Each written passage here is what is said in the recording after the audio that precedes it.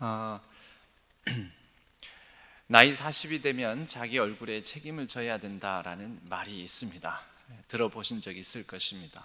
이 말은 링컨이 한 말입니다. 링컨이 했던 이 말은 얼굴에 책임진다라는 것은 자신의 얼굴에 그냥 단순히 생긴 모양새, 뭐 어떤 이미지 이런 것만 드러내는 것이 아니라 한 40 정도 살게 된다면 그게 뭐 숫자 꼭 40이 아닌 것이죠.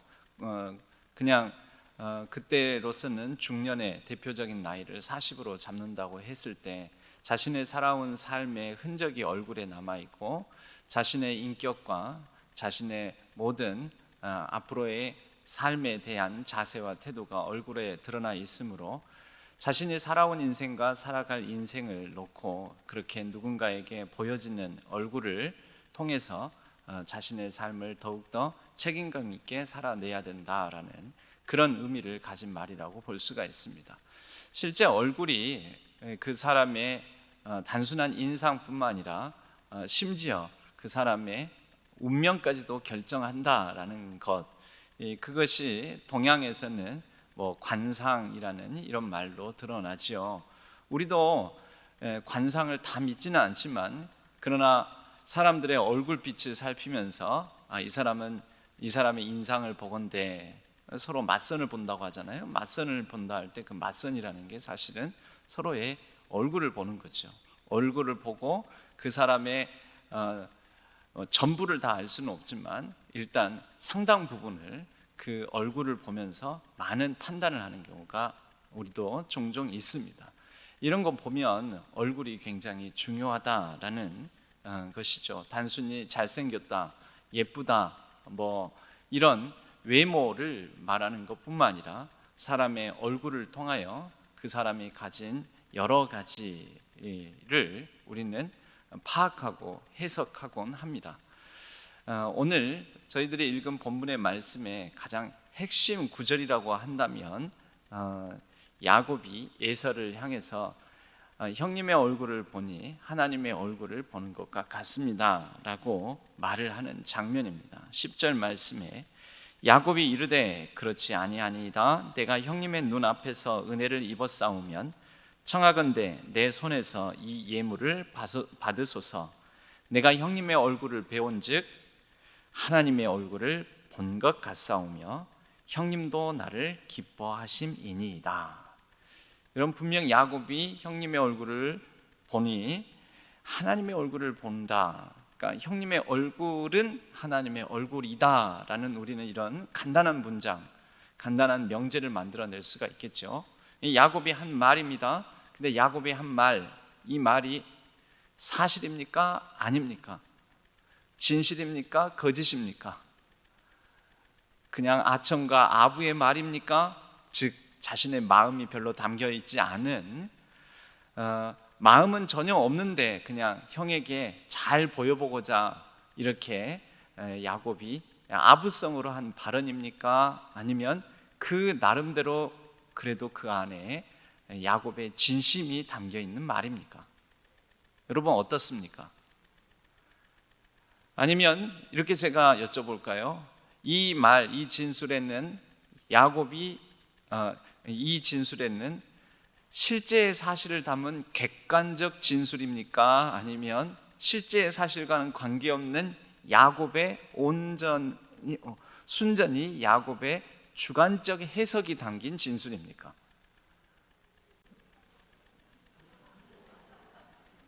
너무 질문이 어려운 거죠? 어려워서 답을 하기가. 그래서 제가 두 개 중에서 하나만, 대체적으로 앞에 거는 사실, 진실 이런 얘기를 제가 했고 뒤에 거에는 주관적 해석, 야곱의 생각, 야곱이 그렇게 뭐 하는 것 이런 식으로 제가 얘기를 했는데, 여러분 사실 제가 그렇게 두 가지로 나누어서 질문을 드렸지만 두 가지가 다 담겨 있는 것은 아닐까요? 그러니까 지금 우리가 이 창세기를 읽으면서 특히 에서와 야곱의 상봉 장면, 에서와 야곱 사이에서 우리는 실제적으로 우리 자신을 누구 편으로 많이 삼습니까? 여러분, 에서 편인 분 있습니까? 나는 에서 쪽에 줄을 서겠다. 나는 에서 라인이다. 우리 대부분 다 야곱에 그래도 줄을 대잖아요. 아브라함과 이삭과 야곱, 그 다음에 이왕이면은 요셉, 이렇게 가잖아요. 그건 내 편인 거죠. 그죠? 보통 그렇게 내 편으로 삼는데 에서 편에 줄을 대는 사람은 아무래도 좀 없을 거예요. 그러다 보니까 우리는 약간은 우리 마음속에서 이미 이분법적으로 에서를 약간 이쪽은 나쁜 쪽, 이쪽은 조금 얼굴 표정도 괴상하고 괴팍하고 좀 성격도 안 좋고 하나님 뜻에 어기는 사람이고 불순종하고 이런 쪽으로, 야곱은 비록 명시적으로 속고 발 뒤꿈치를 잡고 뒤통수 치고 여러 가지 험악한 세월을 보내고 하는 이런 모습들을 우리가 알지만 그래도 하나님께서 야곱 사랑하셨다니까 나는 야곱 편 할래. 나는 야곱 편. 나는 이왕이면 두 줄 가운데 라인을 탄다면 야곱 줄을 잡고 이쪽 라인을 탈 거야. 이런 마음이 우리에게 있습니다. 그러니까 이 상봉 장면에서도 에서의 얼굴이 별로 좋지 않았을 것이다 라는 실제와 관계없는 우리의 주관적 해석이 또 담겨 있는 거죠. 그런데 자세히 보면 에서가 이 맞이하는 모습을 보면 실제는 에서가 굉장히 적극적으로 야곱에 비해서, 야곱은 어쩌면 자기가 지은 죄가 있었기 때문에, 여러분 우리가 흔히 그런 얘기 하잖아요. 뭐라고 얘기합니까? 맞은 사람은 두 다리 쭉 뻗고 잘 수 있는데 때린 사람은 두 다리 쭉 뻗고 못 잔다라는 그런 말이 있습니다. 그러니까 야곱은 지은 죄가 있기 때문에 형 에서를 만나서도 더 먼저 적극적으로 하기가, 얼굴빛을 긴장감도 좀 있고 두려움도 있고 형이 어떻게 생각할까 이런 여러 가지 다양한 생각들이 있었을 거라는 거죠. 오히려 원래 성격상으로도 에서는 단순하거니와 에서는 단순하죠. 야곱을 보고 화를 내고 싶으면 화를 내면 되고, 꾸짖으려면 꾸짖으면 되고, 아니면은 야 너 오랜만이다 하면서 스스럼 없이 아무렇지도 않게 대할 수도 있는 거고, 사실 선택권은 누구에게 있습니까? 에서에게 있잖아요. 그런데 그 에서가 어떤 모습을 보였느냐 하면, 형 에서가 야곱을 보면서 이렇게 대합니다. 4절, 우리가 읽지는 않았지만 4절을 한번 볼까요? 에서가 어떻게 하는지 한번 봅시다. 같이 읽어볼까요? 시작. 에서가 달려와서 안고 목을 어긋맞추어 그와 입맞추고 서로 우니라. 보세요. 분명히 에서가라고 주어를 에서로 잡고 있습니다. 주도적으로 누가 먼저 달려가서 누가 먼저 껴안고 누가 먼저 입맞추고 누가 먼저 이렇게 적극적으로 이 대면 장면에서 주도적으로 나섭니까? 그죠? 성경에 그렇게 적혀 있잖아요. 제 생각이 아니라 성경이 그렇게 진술하고 적혀 있습니다. 그러니까 에서는 지금 이렇게 적극적으로 나서서 먼저 다가가고 껴안고 입맞추고 울고 그러는데, 에서가 화난 얼굴을 하고서 이렇게 한다면 이 사람이 이상한 거죠. 막 화난 모습으로 먼저 달려가고 껴안고 그리고 막 펑펑 울면서 아이고 야곱아 오랜만이다 하면서 막 그래요. 근데 얼굴은 화나 있고, 그거 안 맞잖아요. 그죠? 이것은 형님의 얼굴을 보니 하나님의 얼굴을 보는 것 같습니다 라는 이 말은 일단은 객관적으로도 형님의 얼굴이 낯빛이 굉장히 밝고 좋았다라는 것입니다. 여러분, 성경의 신약에 예수님께서 말씀하신 비유 장면 중에 이 장면, 에서가 야곱을 껴안고, 마치 집 나갔잖아요. 이 동생, 여러분 형과 동생 사이에서 집 나간 동생에 관한 이야기가 있는 비유가 있죠. 예수님께서 하신 비유. 그 동생이 나갔죠. 그래서 우리는 그 동생을 집 나갔다고 해서, 잃어버린 아들이라고 해서, 또 방탕한 아들이라고 해서, 모든 아버지의 재산을 달라고 해서 탕진했다고 해서 탕자라고 하죠. 그 탕자가 돌아올 때, 물론 신약의 예수님의 비유에서는 탕자가 돌아올 때 형이 아니라 누가 마주합니까? 아버지가 아직도 거리가 먼데 아버지가 먼저 달려가서, 지금 이 장면하고 묘사가 똑같아요. 누가복음 15장 20절에 보면 이렇게 표현되어 있습니다. 한번 보세요. 제가 읽어드릴 테니까. 이에 일어나서 아버지께로 돌아가니라. 아직도 거리가 먼데 아버지가 그를 보고 측은히 여겨 달려가 목을 안고 입을 맞추니, 어떻습니까 여러분? 거의 장면으로 보면 거의 똑같죠. 이때 아버지가 아들을 대하는 얼굴 표정을 우리가 생각을 해보면 좋을 듯 합니다. 우리가 뭐 생각을 그렇게 쉽게 잘 못하니까 그래서 그림이라는 게 있는 것 아니겠습니까? 우리가 자주 본, 그 전에도 제가 한번 보여드린 적이 있었던 렘브란트의 탕자의 귀한, 일명 이런 제목이 붙은 그림이 있습니다. 이 그림을 한번 이렇게 보면 아버지가, 그러니까 렘브란트가 이 안에 이 한 장의 그림에 여러 다양한 사람들과 다양한 사람들의 그 어떤 심층적인 심리까지도 묘사를 했다라고 볼 수가 있는데, 다른 건 다 놔두고 아버지가 거짓골을 한, 잃어버렸다가 다시 찾은 아들, 집 나갔다가 돌아온 아들, 다 탕진해버리고 그렇게 돌아온 아들, 아버지가 나를 맞아줄까 안 줄까? 아버지가 나를 꾸짖지는 않을까? 나는 아버지에게 아들이라고 일컬음을 받을 자격도 없어. 그러니 가서 품꾼으로라도 나를 써주십시오라는 마음으로 돌아왔는데, 그 아들을 아버지는 극진한 사랑으로, 사랑을 탕진하고 낭비하듯이 그럴 자격도 그럴 필요도 없는 이 아들에 대해서 껴안고 입 맞추고 그 지위를 회복시켜주고 잔치를 벌이자고 그러셨다라는 거죠. 여러분, 이런 장면, 우리가 이 장면을, 그림을 통해서도 그 이미지를 생각하고 에서가 야곱을 맞이한 장면을 또 우리가 마음에 품어봐야 되는 것입니다. 여러분, 이 그림에 표현된, 또 그 탕자의 비유에 표현된 아버지의 사랑은 결국 누구의 사랑을 나타냅니까? 하나님의 사랑. 그럴 자격도, 그래서 그럴 필요도, 그럴 대우도 해줄 필요가 없는 존재인, 바로 죄인인 우리들과 같은 바로 우리들을 하나님께서 저 비유 속의 아버지처럼 늘 기다리시고, 돌아오면 아직 거리가 먼데 버선발로 뛰쳐나가서 안아주고 품어주고 지위를 회복시켜주고 옷을 입혀주고 또 반지를 끼워주고 잔치를 벌여주신다. 하나님 아버지의 사랑 아닙니까?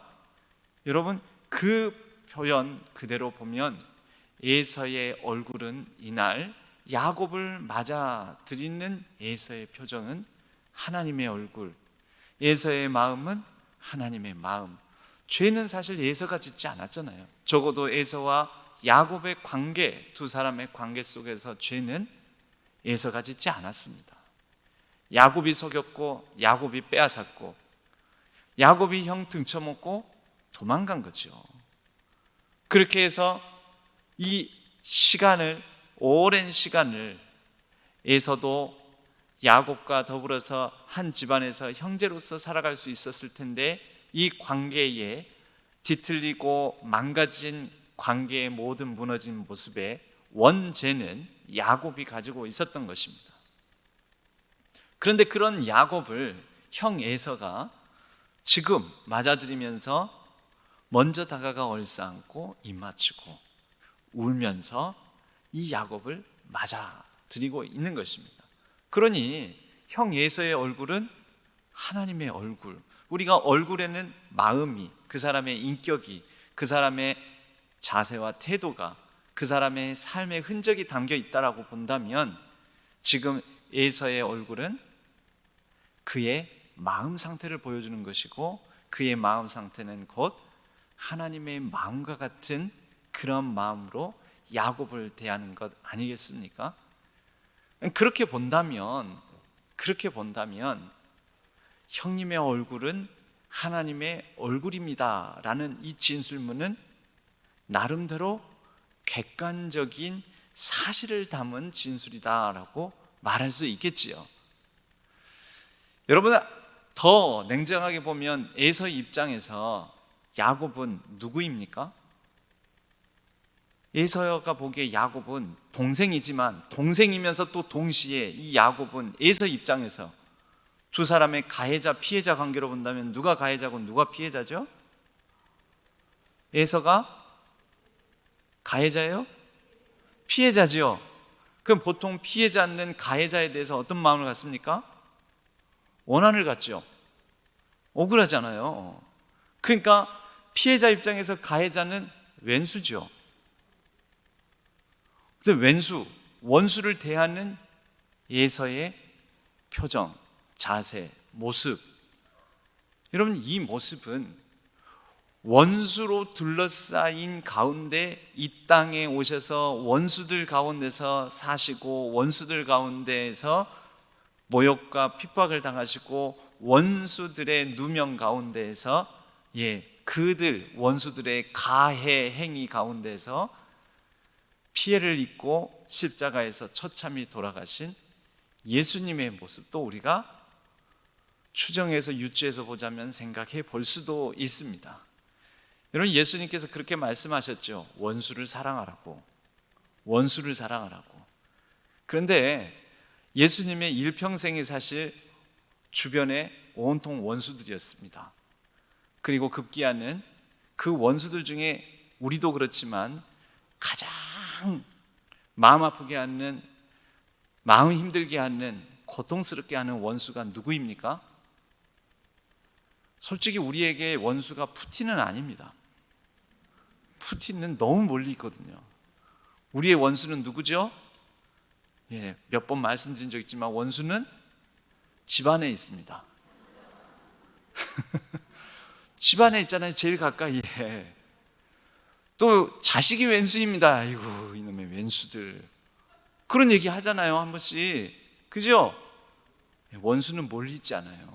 푸틴? 아니에요. 푸틴이 원수예요.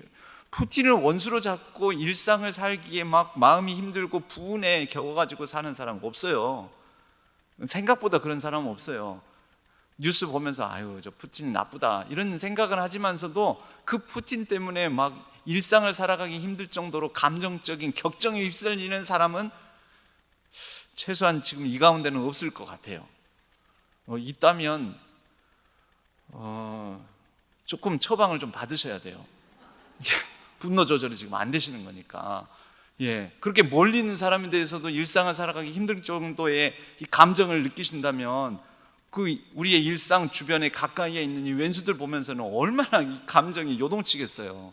그러니까 그분은 감정 통제할 수 있는 좀 약을 좀 복용하시는 게 좋아요.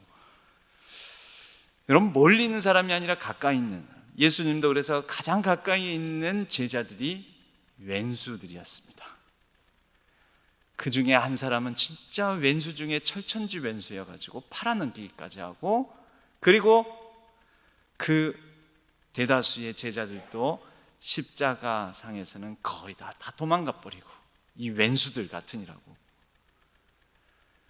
여러분 그런데 이것이 우리에게 주는, 우리가 살아가는 일상, 우리의 삶에 대한 하나님의 메시지이기도 합니다. 예수님도 원수에 둘러싸여서 사셨습니다. 그런데 원수에게 둘러싸인 그 삶 가운데 예수님의 사명과 예수님의 사역이 있었던 것이죠. 여러분 우리의 사명과 사역은 어디에 있을까요? 나에게 우호적이고 나에게 잘하고 나에게 친근하고 친절하고 나에게 은혜와 사랑을 베풀어주고 잘 대해주는 사람, 그 가운데 우리의 사명이 있을까요? 우리의 사역이 있을까요? 여러분 우리의 사명과 사역의 자리도 내가 이 왼수야, 이 왼수들이 왜 이렇게 많노 나한테는, 온통 나를 힘들게 만드는 이 왼수들로 둘러싸여 있구나 하는 그 자리가 바로 예수님께서 일하셨던 자리요, 이 땅에 오셔서 예수님께서 사셨던 자리며 예수님께서 보여주셨던 예수님의 사명과 사역을 드러내신 자리라는 것입니다. 고로 우리에게도 우리의 일상도 왼수로 둘러싸인 이 삶의 자리가 바로 우리의 사명과 사역의 자리인 줄로 믿습니다. 아멘을 못 하시네요. 여러분들이 지금 이 왼수야라고 느끼는 사람, 그렇잖아요. 실제 가장 가까이에는 배우자, 남편 또는 아내, 배우자, 여러분 사명입니다. 그거. 이런 이 왼수 같은 배우자 왜 주셨을까요? 그 감당하라고 자기 십자가의 사명으로 주신 거죠. 이 왼수 같은 자녀들 왜 주셨을까요? 그 자녀들 때문에 속 썩이고 마음 끓이고 힘들고 내가 내 마음대로 못 살고 못 먹고 못 입고 왼수들이잖아요.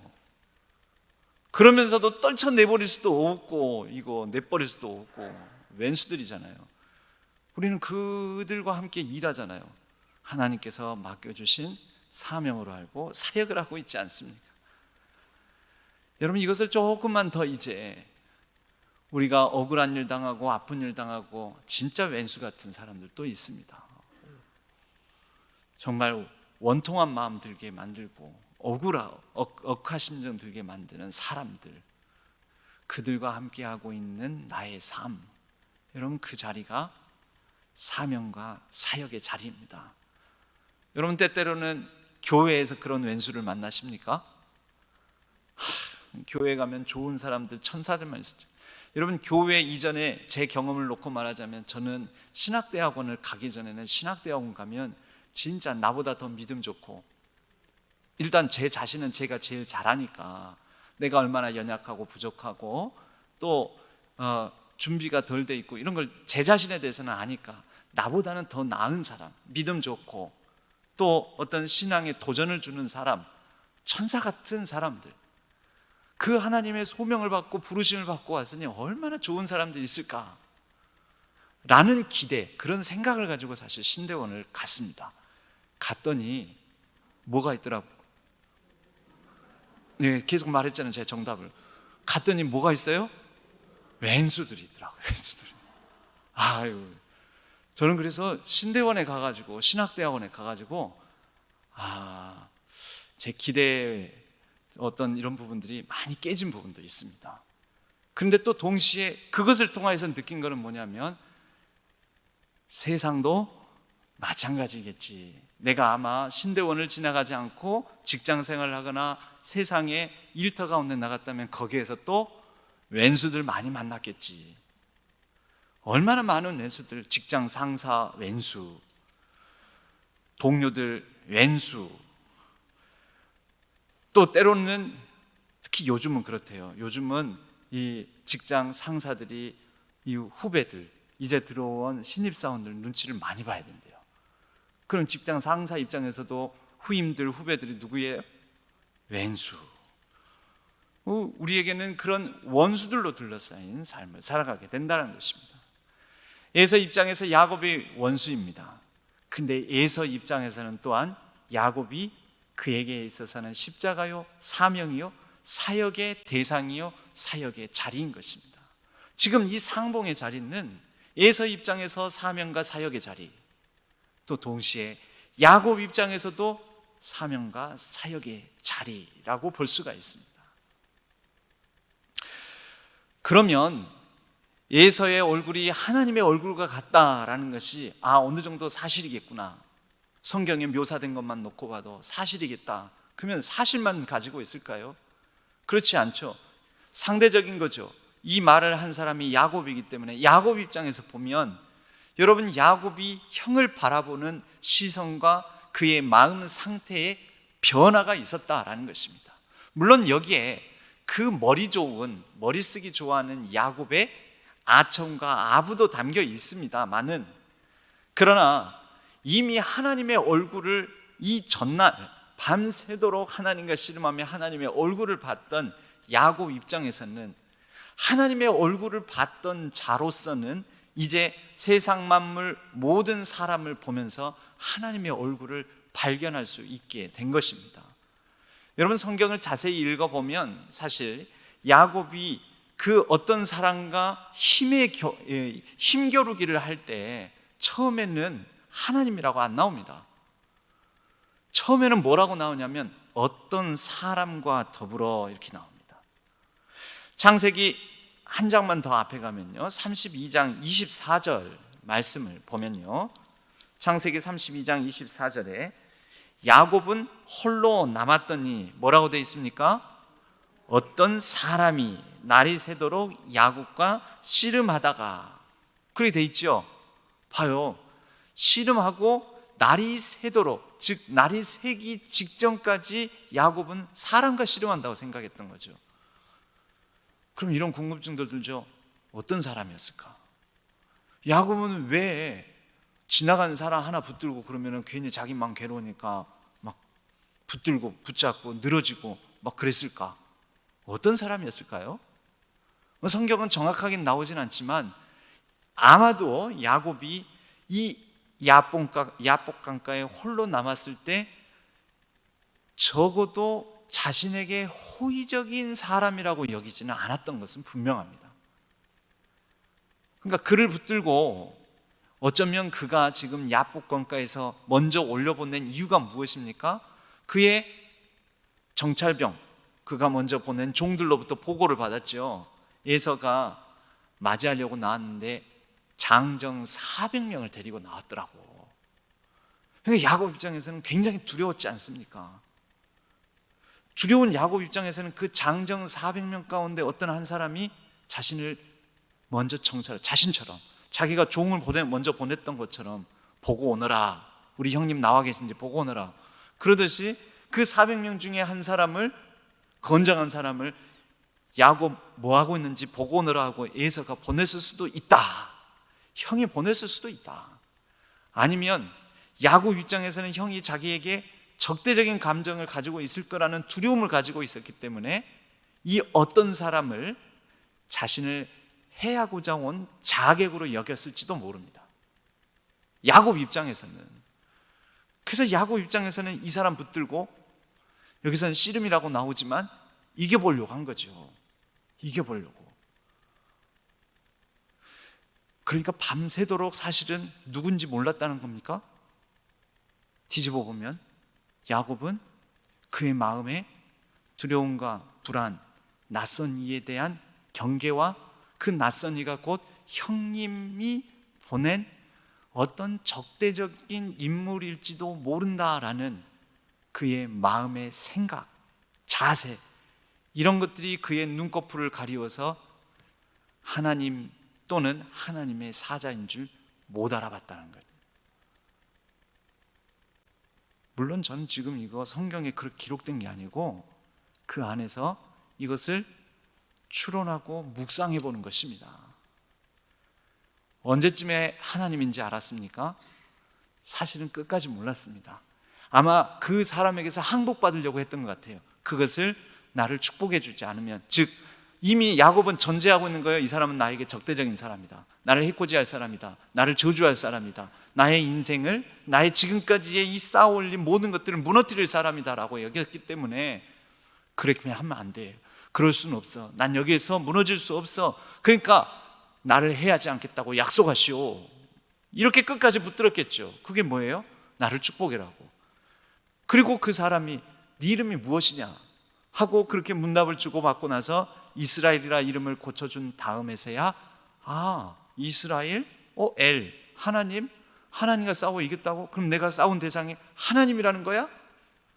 그리고 나서 야곱이 그때야 내가 하나님의 얼굴을 보았다라고 분이엘이라고 했다라는 것입니다. 그렇다면 무엇이 바뀐 것입니까? 그 전날 밤만 하더라도 야곱은 낯선 사람을 대하면서 형에 대한 공포와 두려움과 불안으로 말미암아 적대적인 마음으로 그의 마음 상태가 충만했었는데, 하나님이 이스라엘이라는 이름을 주시면서 하나님임을 알려주었을 때 하나님의 얼굴을 보고, 사실은 밤새 내도록 봤죠.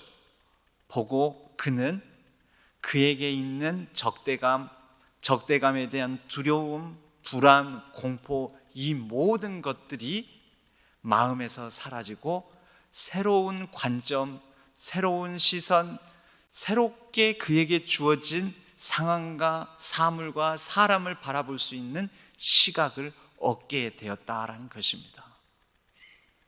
그러니 형을 보고서 아이 형쯤이야. 내가 밤새도록 알고 보니 하나님의 얼굴을 대면했는데 하나님의 얼굴을 대면한 내가 형 얼굴 정도야 대면하는 거 일도 아니지. 여러분, 성도의 능력, 이 세상을 살아가는 그리스도인의 능력이 어디 있을까요? 하나님의 얼굴을 대면한 자, 주의 얼굴을 본 자, 세상의 면면들을 보며 왼수 같은 세상에 거추장스럽고 힘들고 아프고 눌리는 삶, 그리고 나를 힘겹게 만들고 또 억울하게 만들고 아프게 만드는 사람들, 두렵고 공포스럽게 하는 여러 상황들, 그리고 그런 사람들, 그런 원수들 보면서도 주의 얼굴을 본 사람은 그 모든 것들을 대면하고 직면할 수 있는 단순한 용기뿐만 아니라 그러한 모든 상황을 보면서도 그 상황 속에서 하나님의 얼굴, 이것을 찾을 수 있고 자신의 얼굴에서 하나님의 형상, 하나님의 얼굴을 드러낼 수 있다라는 것입니다. 여러분, 우리가 주의 얼굴을 우리에게 향하여 드사 주의 얼굴을 우리에게 비춰주시기를 원합니다. 내가 눈을 들어 주의 얼굴 보기를 원합니다. 십자가에 달리신 예수 그리스도, 당신을 십자가를 통해서 보기를 원합니다. 왜 보려고 하는 겁니까? 봐서 뭐 하게요? 그분의 얼굴을 대면하는 자, 그 얼굴 빛을 받은 자, 그런 우리가 세상 가운데 그분으로부터의 빛 받은, 그 얼굴 빛을 받은 반사체로서 삶 속에서 살아갈 수 있기 때문입니다. 그것이 어떤 사람에게는 어려움을 극복할 수 있는 능력이 되고, 어떤 사람에게는 하나님의 은혜의 빛을 비추어서 누군가에게 나누는 삶이 되고, 그럴 형편이 아닌 가운데서도 희생하고 헌신할 수 있는 넉넉한 여유를 주고, 또 누군가에게는 어쩜 그런 상황 속에서도 그렇게 옆에 있는 나에게, 우리에게 평안함을 줄 수 있느냐고. 누군가에게는 용기의 빛, 누군가에게는 은혜의 빛, 평안의 빛, 또 희생의 빛, 헌신의 빛, 그렇게 비추는 삶을 살 수 있다라는 것입니다. 형님의 얼굴은 하나님의 얼굴 맞습니다. 어떤 의미에서요? 실제 예서의 얼굴에, 예상과는 다른 예서의 얼굴에 하나님의 얼굴, 즉 탕자의 비유에 드러나는 아버지의 얼굴빛과 같은 모습을 예서가 보여주었기 때문에요.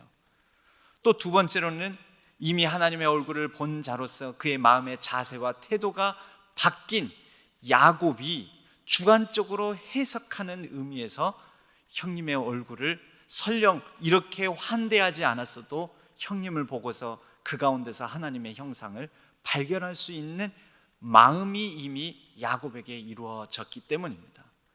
이렇게 보자면 에서는 야곱의 얼굴을 보면서 묘사한 바가 없지만 에서도 야곱을 바라보며 하나님의 형상, 하나님의 얼굴을 봤을 것입니다. 서로가 서로 얼굴을 대하면서 서로가 서로에게 깃든 하나님의 형상, 하나님의 얼굴을 보는 이 장면은 매우 감동적인 장면입니다. 우리 그런 축복송 있잖아요. 형제의 모습 속에 보이는 하나님 형상 아름다워라. 존귀한 주의 자녀 됐으니 사랑하며 섬기리. 우리가 그 찬양의 앞에 이제 옆에 있는 분이 있으면 집사님, 권사님, 장로님, 성도님 이렇게 넣어가지고 그렇게 축복성을 부르곤 하지 않습니까? 성도님의 모습 속에 보이는, 집사님의 모습 속에, 권사님의 모습 속에, 장로님의 모습 속에 보이는 하나님 형상 아름다워라. 사실은 서로를 바라보면서 뻘쭘하죠. 우선은 뻘쭘하죠. 그리고 서로를 대하면서 사실은 우리에게는 오랜 신앙생활 같은 교회에서 하다 보면 여러 가지 감정들이 엇갈려 있을 수도 있어요. 사실은 그럴 수 있어요. 사실은. 그러나 사실만으로 가지고 살아가는 게 아니죠. 성도는 뭘 가지고 살아갑니까? 믿음을 가지고 살아간다고 하죠. 근데 믿음이라는 게 뭘까요? 변화된 시선과 삶과 사람을 바라보는 변화된 시각입니다. 그래서 그렇게 말을 하는 거죠. 그 전에 여러 가지 감정의 교차가 있었던 사람이지만, 장로님, 집사님, 권사님, 성도님이지만 그래도 하나님의 형상 아름다워라. 무엇이 바뀌어서 그럴까요? 그 사람이 바뀌어서가 아니라 누가 바뀌어서입니까? 내가 바뀌어서. 내 마음이, 내 시선이, 내 얼굴빛이 바뀌어서, 내 얼굴빛이, 내 얼굴이 하나님의 형상 드러내므로 내가 먼저 하나님의 형상이기 때문에 그러한 마음으로 상대방을 하나님의 형상으로 볼 수 있는 은혜가 하나님으로부터 임한다라는 것입니다. 자, 이제 이렇게 형 에서와 상봉하고 극적으로 용서하고 화해 자리가 마련되었습니다. 이야말로 정말 예수님께서 이루신 일 아닙니까? 원수된 것, 곧 중간에 막힌 담을 자기 육체로 하시고, 예수님께서 우리의 화평이 되어 주셨듯이 에서와 야곱 사이에 화평이 일어납니다. 그런데 제버릇 누구 못 주나 봅니다. 에서가 이제 야곱 보고 나랑 같이 가자. 그랬더니 야곱이 뭐라고 합니까? 야곱이 11절, 12절, 에서가 이르되 우리가 떠나자, 내가 너와 동행하리라. 그랬더니 13절, 야곱이 그에게 이르되 내 주도 아시거니와 자식들은 연약하고 내게 있는 양떼와 소가 새끼를 데리고 있은지 하루만 지나치게 몰면 모든 떼가 죽으리니. 14절, 청하건대 내 주는 종보다 앞서 가소서. 먼저 가세요 형님. 나는 앞에 가는 가축과 자식들의 걸음대로 천천히 인도하여 세일로 가서 내 주께 나아가리이다. 즉 야곱이 사는 곳이 세일이거든요. 세일산에 거주하는데 그 세일산으로 가겠다고 지금 약속을 했어요. 근데 우리는 알죠? 야곱이 갔습니까? 안 갔습니까? 안 갔어요. 가다 말고 어디에 머뭅니까? 숫곳이라는 곳에 머뭅니다. 그리고 나중에는 세겜에 머뭅니다. 여러분, 두 가지로 거짓말을 합니다. 형님에 대해서 형에게 거짓말을 했고요, 세일로 따라가겠다고 해놓고 거짓말한 거고요. 안 갔으니까. 또 거짓말한 게 있습니다. 그 전에 거를 기억하자면 야곱은 분명 베델에서 하나님과 언약을 했습니다. 다시 이곳에 돌아와서 하나님께 제단을 쌓겠다고. 근데 안 돌아가잖아요. 그러니까 야곱은 지금 형에게 거짓말하고 하나님께 거짓말하는 것이죠. 어쩔 수 없는 야곱입니다. 어쩔 수 없는. 그러나 여러분, 여기에서 우리는 이런 야곱을 보면서 변화라는 것이 이렇게 힘들구나. 분명한 것은, 그러나 야곱은 부엘세바, 곧 아버지와 형님과 더불어서 살던 곳, 그래서 형의 등을 치고 아버지를 속였던 그 부엘세바의 야곱과는 지금 베델을 지나고 브니엘을 지나면서 야곱은 많이 변했습니다. 우리도 그렇습니다. 잘 안 변합니다, 사람은. 그런데 우리는 여전히 변화 가운데 있습니다. 변화 중에 있습니다. 그것이 우리의 소망입니다. 그리고 내년, 내후년, 내일, 모레, 오늘보다는 좀 더 나아진 사람이 되기를 원합니다. 되게 해 주옵소서. 그렇게 힘써 살렵니다. 하나님, 은혜와 긍휼과 자비를 베풀어 주옵소서. 마지막으로 한 가지만 더 말씀드리겠습니다. 야곱이 이렇게 결국은 형을 따라가지 않았고, 형은 그러나 야곱을 배려하고 야곱을 생각해서 같이 가자 하고, 심지어 그에게 있는 장정들 중에 일부라도 여기에서 도적대들도 있고 있을지 모르니까 너를 지키게끔 호위무사를 좀 남겨주겠다는데도 그것도 거절하지요. 여러분, 서로 화해했다면 진심으로 야곱이나 에서가, 특히 야곱이 에서를 향한 모든 두려움을 내려놓고 이제 형과 극적 상봉을 했다면, 아니 형의 호의 정도는 받아들일 수 있는 것 아닙니까? 그런데 여기에서 우리가 생각해야 될 게 있어요. 여러분, 용서라는 것은 재결합을 의미하는 것이 아닙니다. 용서는 재결합이 아닙니다. 용서는 그 사람을 마음에서 품어주고 그 사람을 내 마음 한켠에 증오와 두려움과 불안의 대상으로 여겼던 모든 마음을 깨끗이 청산을 하되, 그러나 그 사람과 그 이전과 똑같은 모습으로 돌아가는 것은 아니라는 것이죠. 여러분, 어떤 배우자의 귀책 사유로 인해 가지고 서로 법정 다툼까지 벌일 정도로 하다가 이혼을 한 서로 한 부부가 있다고 합시다. 이제 이 부부가 아니죠. 그런 배우자 관계가 있다고 합시다. 너무너무 미운 거예요. 서로가 서로 너무 미웠어요. 근데 그러다가 하나님께서 주시는 마음으로 마음이 바뀌고 시각이 바뀌어서 그 사람을 용서하지 못하는 마음을 이제 풀고 용서하게 되었어요. 자, 그러면 그 나에게 못되게 군, 세상에 나를 놔두고 그 바람을 피운, 나를 놔두고 뭐 못된 짓을 한, 나를 놔두고 사기를 친, 나를 놔두고 뭐 여러 가지 이 배우자로서 책임감 있는 행동을 못한 그 사람을 용서를 못하다가 용서를 하게 되면 다시 결혼해야 됩니까? 다시 결합해야 됩니까? 아니잖아요. 이건 제가 비유적으로 드리는 말씀입니다. 여러분, 누군가가 용서하지 못하는 사람이 있어서 그 사람에게 우리가 그래도 그리스도의 사랑으로서 용서하자라고 했을 때 그 사람이 그 이전에 원상 회복하는 것은 별개의 문제입니다. 왜 용서를 더 못하는지 아십니까? 사람들이 용서하면 옛날 모습 그대로 돌아가야 된다라고 은연중에 강요하기 때문에 더 용서를 못하는 것입니다. 여러분, 하나님의 원리는 특히 야곱과 에서의 모습을 통해서도 서로 용서하고 화해하고 극적 상봉을 했다고 해서 이제 에서와 야곱이 서로 동행하고 동거하면서 같이 결합해서 살아가야 된다는 뜻은 아니다라는 것. 우리도 누군가를 용서한다면은 예전 모습, 그 관계의 모습, 옛날과 같이 똑같은 재결합의 모습으로 돌아가야 된다는 뜻을 갖지는 않는다라는 것, 이것을 꼭 기억하시기 바랍니다. 이것을 모르면 믿음으로, 좋은 마음으로, 그리스도의 사랑으로 엉뚱한 것을 강요할 수가 있습니다. 그래서 관계를 풀어내지 못하고 더 어긋나고 더 멀어지고 용서의 기회를 못 갖게 만들 수도 있습니다.